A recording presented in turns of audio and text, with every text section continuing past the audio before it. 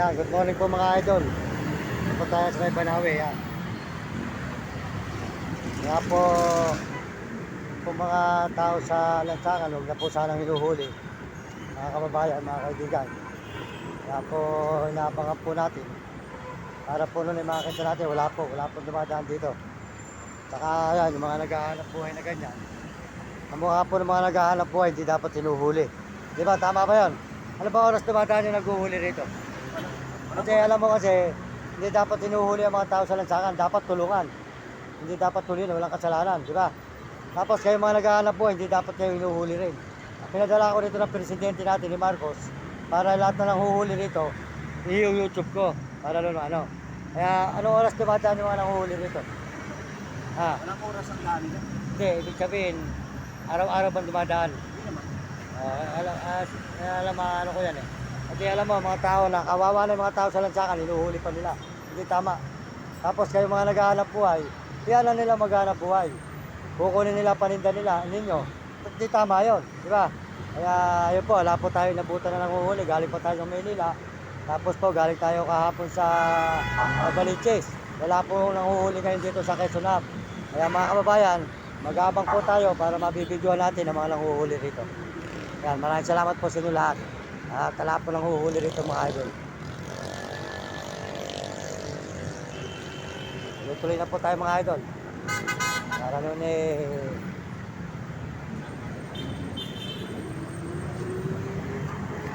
hindi po dapat hinuhuli ang mga tao sa lansangan. Kasi po kawawa na, dapat tulungan. Mga tao po mga SWD na yan, wala po sa hulog. Kasi ginagawa po ng mga nanguhuli na yan, pinaghahanap buhay po nila mahirap, kinukulong nila, pinanghihingi nila sa mga taong mayayaman.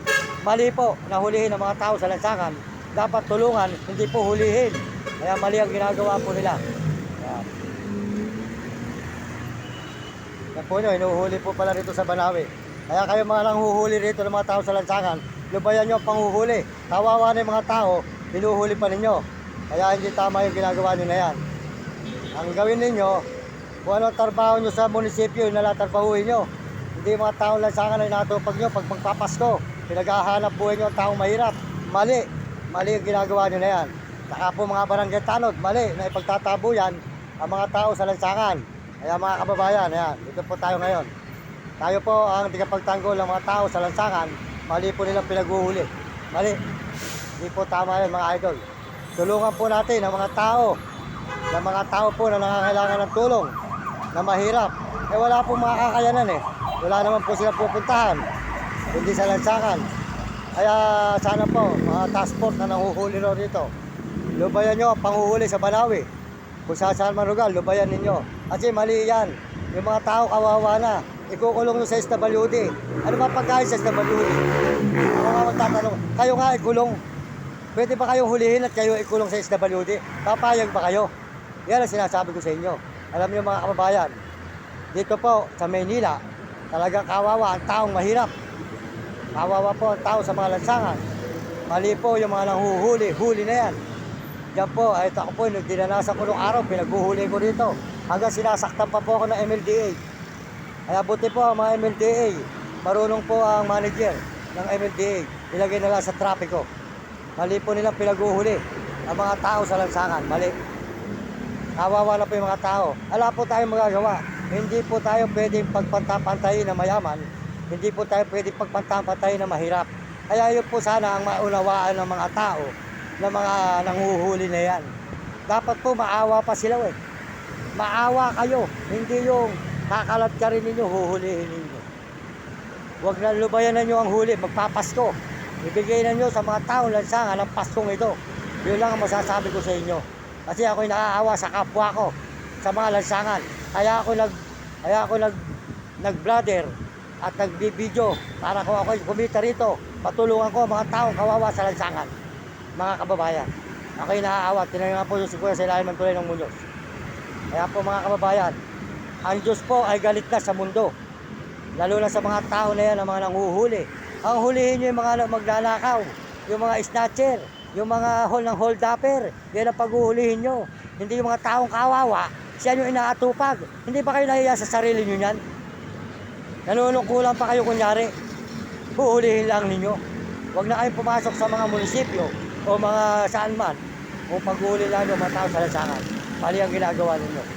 Ako na magsasabi sa inyo. Kasi ako naaawa na. Hindi ba kayo naaawa? Tingnan niya po yung mga brother. Ang mga brother, mga kumikita na, tinutulungan ng mga tao mahihirap.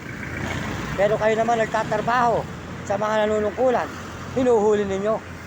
Ano ba ang kasalanan ng tao para paghuhuli nyo ang mga tao sa lansangan? Mali. Mali ang ginagawa nyo na yan. Mga kababayan, sana magkaisip kayo. Kayo naman po mga SWD, masasabi ko sa inyo, hayaan na lang po nyo sila. Kasi po, kami po mga mahihirap, masasabi ko sa inyo, talagang walang kakayanan. Wala po tayong magagawa. Ang Diyos po nakakalam sa ating buhay, hindi kayo. Kukulong po ninyo ang tao sa SWD.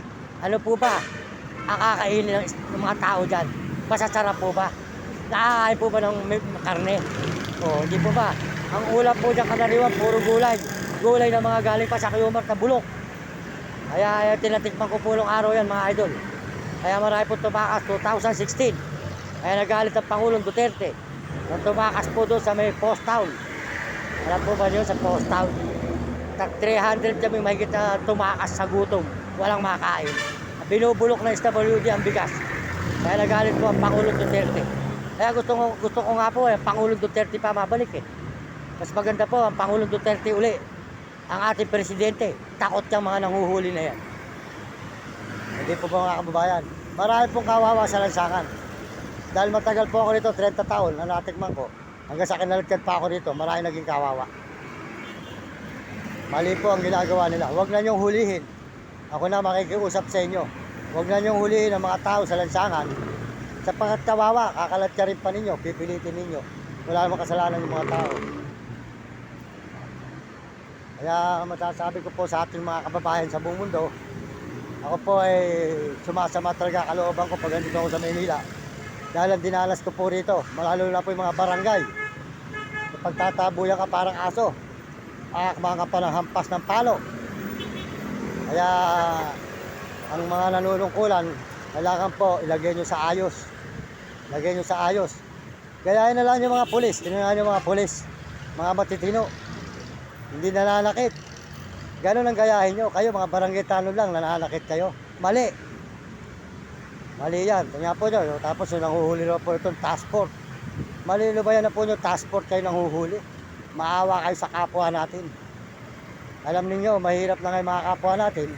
Matakot naman kayo sa Diyos. Alam ba nyo ang hinuhuli nyo? Kawawang kawawa na. Mali ang inyong ginagawa. Kinakailangan ng gawin nyo. Tulungan na lang ninyo.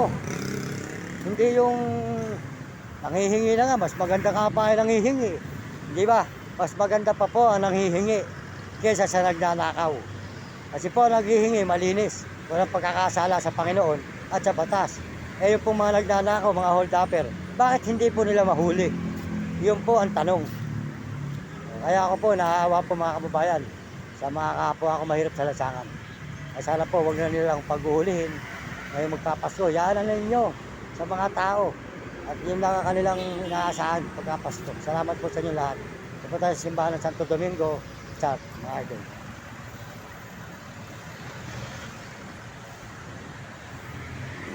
Lubayan po ninyo mga kababayan. Ang maganda po noon sa buhay natin, tayo po ay magkaisa, magtulungan. Hindi po yung naglilimos na lang po yung mga tao,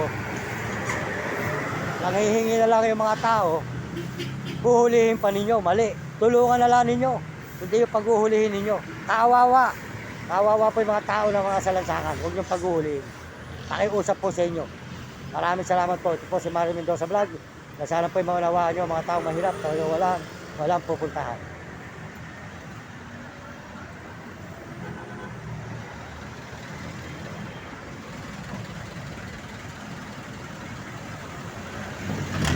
Shoutout po sa mga sumusuporta sa ating channel, lalo na po sa ating mga brother na mamabait, sa mga Neuding TV, Portan TV, at saka po si Mario Vlog. Yan, si Mario Vlog po, shoutout po sa inyo. Mario Vlog, yan, si Mario Vlog, sold out po sa ating katukayo. Sana po, salamat po sa suporta nyo, salamat. Salamat po sa mga payo nyo. Mag-ingat din po kayo, Mario Vlog. Salamat po sa inyo. Sa Solton po sa inyo mga kasamahan. Salamat po sa buong mundo, Panginoon. Ito tayo sa simbahan ng Santo Domingo. Saan?